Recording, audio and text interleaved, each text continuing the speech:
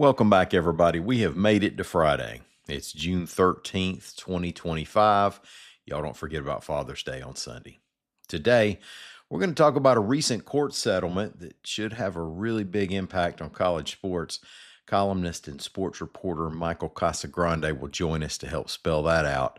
First, let's talk about a $5 billion hydropower project, an effort to broaden the capital murder charge, and some No Kings events in our state.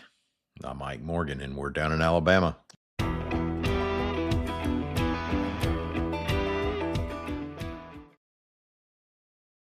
Why does the United States pay higher drug prices than other countries? Because America's the only country in the world where 340B hospitals mark up drug prices, and PBM middlemen charge billions in hidden fees. Meanwhile, Americans subsidize the research and development for new cures. Other countries benefit, but don't pay their fair share. Crack down on the middlemen. End the free riding. Lower drug prices. Go to balancethescales.org to learn more. Paid for by Pharma.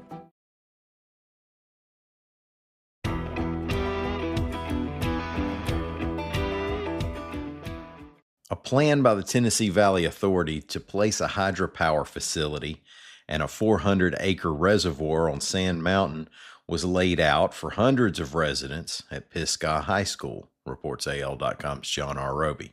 The TVA has multiple options on the table: to build a hydro facility on Rorex Creek near Pisgah, or another site closer to the Bellefonte nuclear plant, or to expand a facility in Chattanooga. The utility's favorite plan is that first one, and much of the crowd at Pisgah High was receptive to the idea. Now, even a couple of people who stand to lose property were on board. The plant would likely take a decade to build at the cost of $5 billion, and when it's operating would provide the TVA with 1,600 megawatts of energy. It would use underground pumps to fill the reservoir for use at times of high demand, when it would pump the water through turbines on its way to the Tennessee River. The TVA supplies power to parts of 7 states, including North Alabama.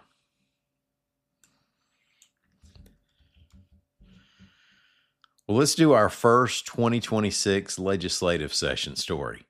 A bill has been introduced by State Representative Matt Simpson, a Daphne Republican, that would broaden the use of the death penalty to include those who knowingly create a great risk of death to multiple people, reports AL.com's John Sharp. Now, what that means is firing into a crowd and killing someone can bring a charge of capital murder, which leads to life in prison without parole or death if you get a conviction. A recent public killing that made big news was the fatal shooting inside Mobile's Sanger Theater on June 1st during a children's dance recital. And activists in at least 13 Alabama areas are scheduled to join in on anti-Trump protests Saturday around the nation with No Kings National Day of Defiance events, reports AL.com's Heather Gann. The demonstrations are in response to President Trump's planned parade and celebration of the U.S. Army's birthday. The president's critics are complaining of the reported $45 million price tag of Trump's event and the show of military force in the streets, and some say they believe the event is really about Trump celebrating himself since his birthday is also on Saturday. Protests are planned in Birmingham, Mobile, Montgomery, Tuscaloosa, Huntsville, Scottsboro, Fort Payne, Guntersville, Jacksonville, Auburn, Dadeville, Selma, and Dothan. The big celebration of the Army will be in Washington. The Army is marking its 250th birthday that recognizes its creation in 1775 when it was fighting for the 13 colonies. Well, let's take a really quick break and then talk with Michael Casagrande about the next seismic shift in college player pay. Y'all stay with us.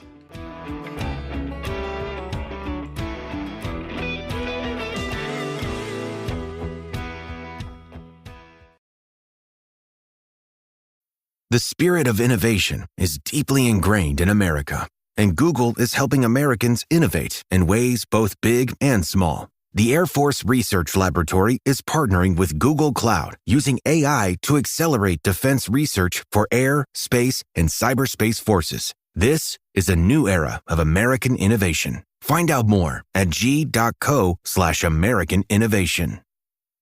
Are you still quoting 30-year-old movies? Have you said cool beans in the past 90 days? Do you think Discover isn't widely accepted? If this sounds like you, you're stuck in the past. Discover is accepted at 99% of places that take credit cards nationwide. And every time you make a purchase with your card, you automatically earn cash back. Welcome to the now. It pays to Discover. Learn more at discover.com/credit card, based on the February 2024 Nielsen report.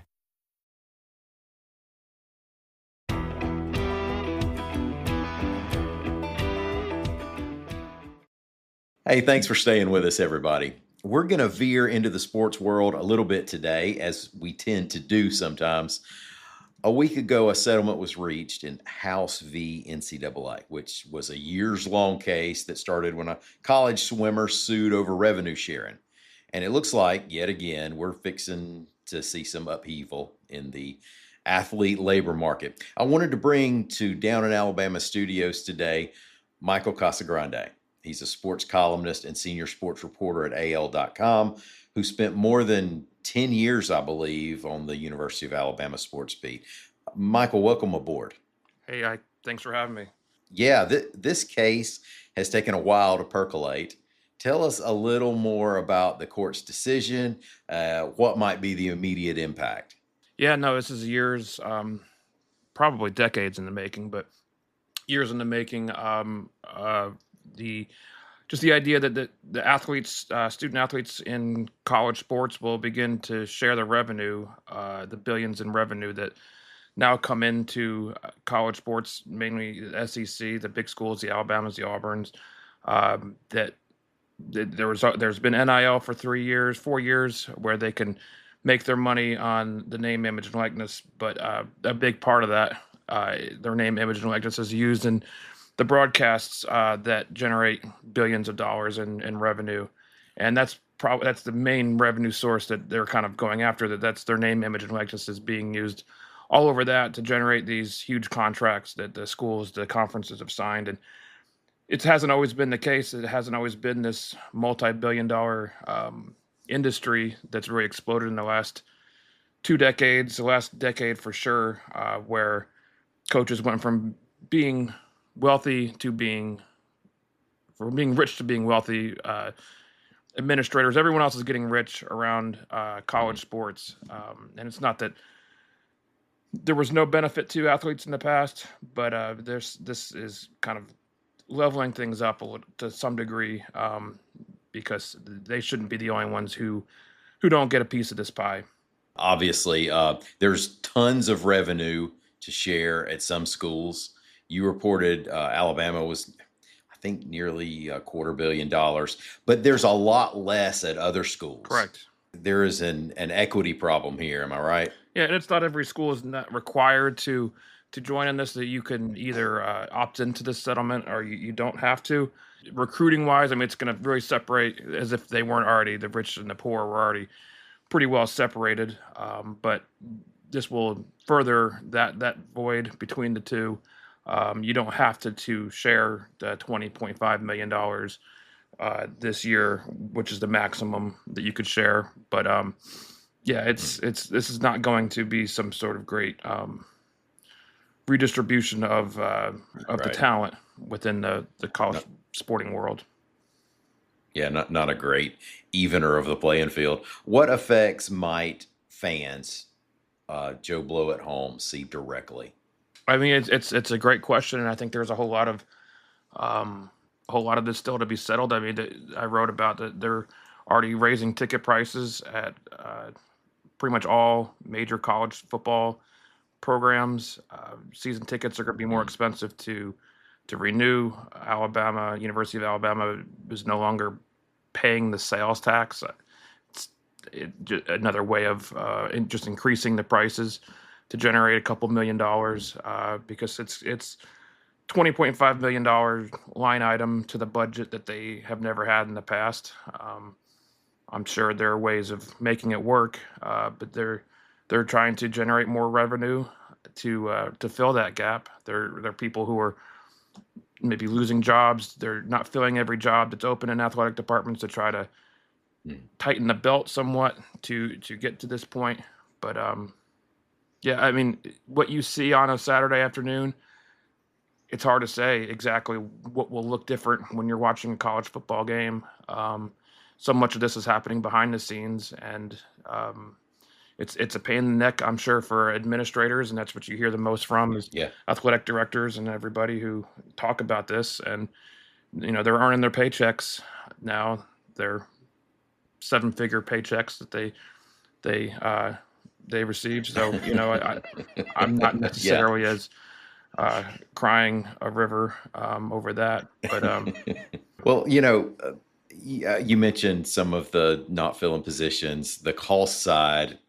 That might come out of that because, I mean, you're trying to maximize profit anyway. I know colleges can be a little different with their budgets, but I can't imagine there being too much money left in ticket prices, or they would be higher already. yeah, no, I mean it's really getting an interesting moment in a lot of ways of seeing what will the market tolerate. I mean, so much of this is fair market economy. Mm. What are fans willing to put up with? I mean, they've been asked over the last few years with NIL to contribute to these NIL funds. A lot of that is changing, and the structure of how NIL even works will be changing. These collectives won't have the Mhm. same power or sense that to write blank checks to as big as they want. Those NIL deals will now receive scrutiny by a third party clearinghouse, Oh subject to yeah, legal Deloitte. challenges. Yeah. There's all kinds of things that trickle down for that. But yeah, the cost is only going up for everybody. So It might not affect what you see on the field. It might affect where you watch it how you from, though. see the field. Yeah, no, that's a good point. There might be people opting out of season tickets because of this. You're talking about NIL, and that we found out that there was not a whole lot really predictable about that. There was more money in it than I ever expected to see, and it got players to play the free agent game. Now this is revenue sharing is a different animal. Could you almost see like a lot of, especially mid-tier non-elite players, spend their college careers just trying to transfer to a bigger school? Yeah, I mean, there's so much you can kind of game plan or gamify how this would work in reality. I mean, there are people who are going to be taking pay cuts because of this, because they're not going to have the same unregulated NIL that Mm. any NIL will be going through this clearinghouse. Any legitimate NIL will be going through the clearinghouse. So, where all crime kind of became legal in a sense, everything that was illegal in the past became legal for a few years. Now with this regulation, will these payments then go back underground again? That's Oh inevitable. yeah, Who's willing to take a pay cut, and will this arms yeah, race continue, and will it continue off book? There's a whole right. new enforcement wing for how this is supposed to be legislated or enforced, rules enforced. The NCAA is kind of out of this game now with the enforcement of Mhm. recruiting enticements. So a lot to be seen, a lot to be litigated and relitigated in perpetuity. Thanks for catching us up on all this. How's everything going? Summer going good? Are you looking forward to football season this year? Yeah, yeah. It seems like every summer we're deep into legal documents and court rulings and reading judges' orders, and you know, everyone thinks that we spend our whole lives sitting at football games eating free stale popcorn and press boxes. But yeah, I will look forward to maybe going back and watching some more um, the actual sports that we wanted to get into this business to cover. That'll be fun. There is no what am I going to write about in the off season anymore. No, yeah, there is no off season. It's just there's football season, then there's legal season, there's reshaping the whole college sports environment season. There's always some season. And hope players stay out of trouble. You don't want to Ah, do those kind of stories yeah, either. yeah. No, that's that's an inevitability as well. Michael, I wanted to ask you, what is going on with all these crazy AI images on Facebook? I mean, you got to the bottom of that, haven't you? Yeah, no, we're doing some important investigation into the today's version of Bigfoot and Elvis and UFOs from grocery store tabloids. Now Nick Saban and Jalen Hurts and adopting puppies and all kinds of crazy, outrageous stories. But yeah, no, they're kind of the true version of clickbait. These are pages that we've you look through the transparency of these Facebook pages. They're based in Vietnam and the Thailands, Philippines, all over the world, and they're just trying to get you to click on links that are heavily ad laden pages. And they get payments through Facebook, through engagement. So it's kind of these traps that people are falling into, sharing them, liking them, believing the most outrageously false things. It's kind of mind numbing that people can truly believe that. I mean, there was one that Nick Saban got a $550 million contract from ESPN, and I got into an argument with somebody who believed it to be true. I mean, I don't think he made $550 million in his entire career coaching college football at Alabama, but ESPN. He deserves it. Yeah. He deserves, just like any athlete or anybody who's willing to pay you, if that's what they feel like you're worth, and that's what they feel like you're worth. But I don't believe that. I mean, I don't even think even the SEC for a full season gets that much money. But it's crazy numbers, crazy things. 8.5-foot football players signing with Alabama, and people just believing it, and Roll Tide and welcome to the family. Just the most insane things you've ever heard. But it's a trap. Don't fall for it. I'm trying to educate the masses to avoid these silly things.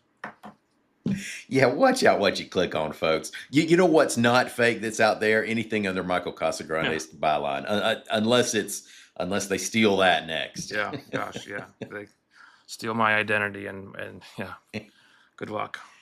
All right, Michael Casagrande, thanks for coming on the show. Folks, we'll link to a story he's done on the impacts of the House v.